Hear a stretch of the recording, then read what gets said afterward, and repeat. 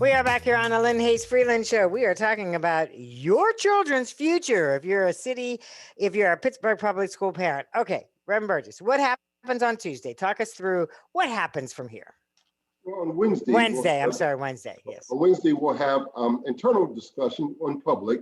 We'll probably hold the legislation for a series of public meetings.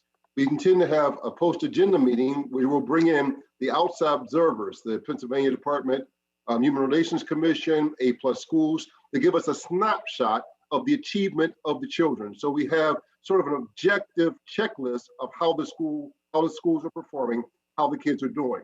And then I think we're going to have a public hearing to bring the parents in to tell us their stories, because we want to hear from the parents as to how they feel their kids are learning. Then I think we're going to bring in the administration and the school board to have a collective meeting to talk about the plans and preparations of the school board.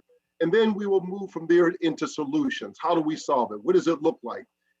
Perhaps we agree on a memorandum of understanding between the two boards. How do we begin this collective partnership to begin to solve this problem of academic achievement on one hand and opening the schools, especially the elementary schools, as soon as possible? So collective partnership, that sounds like that's really key to all of this. That's exactly right. You know, there is not enough money in either one of our governments to solve this problem. But collectively, we can, if we show partnership, get money from the state, the federal, the foundation community, even the philanthropic community. It has to do with us having an organized plan. And to be honest with you, it's beyond government. We need churches, community-based and faith-based organizations. We need everybody to make learning a priority. It takes all of us, a village to raise a child. Every parent, every uncle, every grandfather, every pastor must now get involved.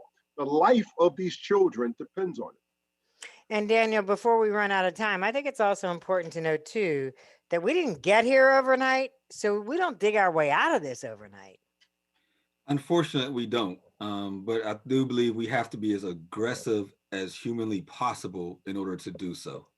If not, a child that is already 2-3 years behind, a child that is in 9th grade, but reading at a 4th grade level, if we don't get as aggressive as possible, that child potentially is doomed, right?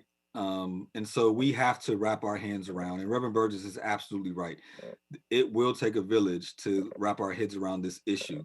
Keep in mind, children showing up to hospital with mental health issues is up 20-30% due to the pandemic, right? And so we need to support their mental health as well. We need after school learning. We need the churches and like Reverend Grayson as an example, and all these sort of different places that provide after school attention for the children. We need their support. This is absolutely going to take all hands on deck approach in order to move these children along educationally. Well, gentlemen, you handle the city council part, and then when you're ready to go out into the community, you come back on the show and we'll help you get the word out and spread as much of it as we can. We appreciate you taking the lead on this as well, because those kids are our future. You got the little ones, Daniel, but you know, the realities are they're all of our kids, and we support you in your effort. Thanks so much for joining us today on the show. We appreciate it, and we appreciate what you do. Thank you for having us. All right. Thank you. We'll talk soon. Bye-bye. Bye-bye.